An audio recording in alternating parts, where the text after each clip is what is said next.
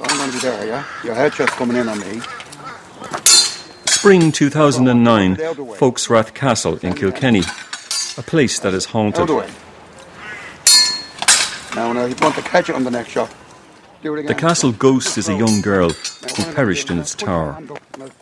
Today another girl moves in the courtyard, but this one is a fighter instructed by Master Swordsman Peter O'Connor. Because I'm telling you, shield forward. Your shield would, my hand wouldn't be out, the shield would be out here. So they're coming forward and actually using that. Today the clans come together to reenact ancient battles.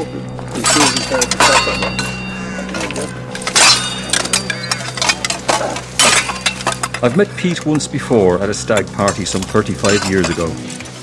Back then he was an 18-stone biker, a man you would not like to meet on a dark night. There are many layers to Pete's identity. He has morphed from the biker known as Fat Pete into Father of Oak, clan leader of a band of warriors known as Tuatha Na Gael.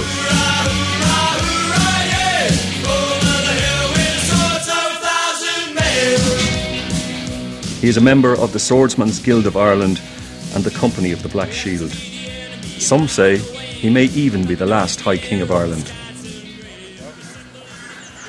Pete, you're looking marvellous. I'm feeling good now, you know, kitted out anyway. At the moment I'm wearing Viking medieval boots with leg wraps, trousers, the split trousers with the jockey in the front, and two tunics, bottle greaves with knuckle protectors, wrist protectors, and second sword on my belt, a replacement sword in case anything goes amiss. And basically I'm ready to do most battles. The only thing haven't got with me at the moment is my shield. One sword is what they call a Viking three knuckle, the three knuckles Viking sword, and the other is a Jumondu sword. It's a single-edged Jumondu blade, very fast, you know. How do you mean fast? Fast in when you're using it, she's fast. She feels fast in your hand, and it'll get you a lot closer to your opponent, a lot quicker than like a heavy duty Viking sword would, you know what I mean? So from that you can actually get in close to the person when they're not expecting you to get close to them, because they're so used to fighting you with what they call a 36-inch blade going to a 28-inch blade. And Pete, do you feel nervous now before you're going to fight? No, I'm willing to take on 10 or 11 people now at the moment, the way I feel. I've had a good journey down on the bike, and I arrived here and it's taken me 15 minutes to get ready. As I said, it's a panic to get ready, but when you're ready you feel comfortable. And we just hang about now, mate, with the lads just to mustard, and we'll have a bit of a clash with swords, axes, spears or whatever. Well, you're like myself, you're not in the first flush of youth, so do you feel fit enough to be doing this sort of stuff? I'm 62 years of age and I will not stop. I'll stop all right when they put me in a box. And then I don't want to go in a box. I want to be cremated and buried on the hill of Tara. My ashes spread on the hill of Tara. I don't know whether flowing white locks, a beard and sovereign bearing give Pete a regal appearance. Short in stature, he is a powerhouse of strength. For a man in his 60s, the swordmaster is nimble, the heavy blade a blur of speed in his fist. Some men are born great, but others, like Peter O'Connor, have greatness thrust upon them. I was originally, my mother came from Edenderry. She was an Offaly woman, and my father was a Dublin man, a sergeant in the Curragh, and he used to travel to Edenderry for the dance, and he met my mother, who was from Edenderry, and they ended up getting married. And my father, his father had been a docker all his life. He was one of the old, what we called button men at that particular time. It was basically one of the first people who did be picked to do a bit of work because of his stature. He was a big man. And myself came along then in 1945. I was a bit of a war baby, as they would say. I was born in April of 45, and my mother at that time and my father lived in Queen Street. And after a wee while living in Queen Street, I was diagnosed in hospital as having a heart murmur. So my mother and father moved out to Cabra West at that particular time. And in Cabra West, there wasn't many houses. In 1950s, there wasn't many houses in Cabra West, but you were nearly one of the first people to actually move into Carnock Road. And ever since then, like, I went to St. Finbar School. The only thing that I failed on was my Irish, which seemed to be a fairly strange thing, which kicked back on me in later life, that I wasn't really good at my Irish. But I'm a prominent good welder by trade now. So the first bike I ever bought was a Pooch 50cc, and the first big bike I ever bought was a Triumph 350. The bikers scene was getting big, and tattoos became a sort of a carry-on from the bikes.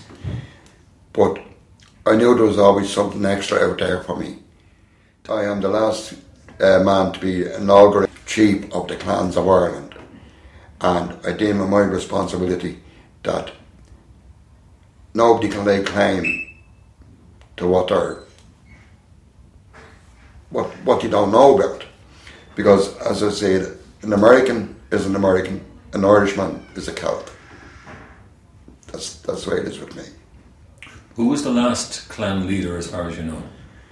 The last clan leader, I think, would be Conor MacNessa. What year would that have been? He would have been 16, about the 15th, 16th century. And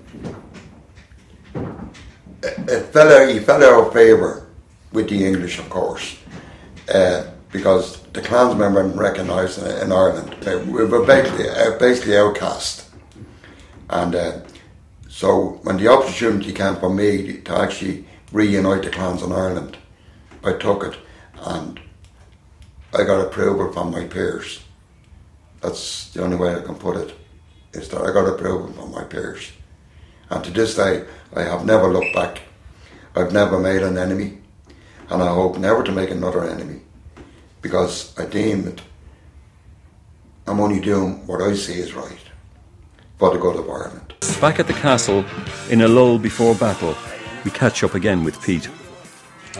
You must have looked great coming down, with your sword strapped on the back of the bike. They weren't on the back, they were on my back, across my back, on the bike, and a Gardaí car overtook me coming down, but he actually slowed down, and I could see the two of them, giving it the eye at there, what's that on his back? And look, in my side, you can actually see me panniers there, there's two axe heads, or two axes.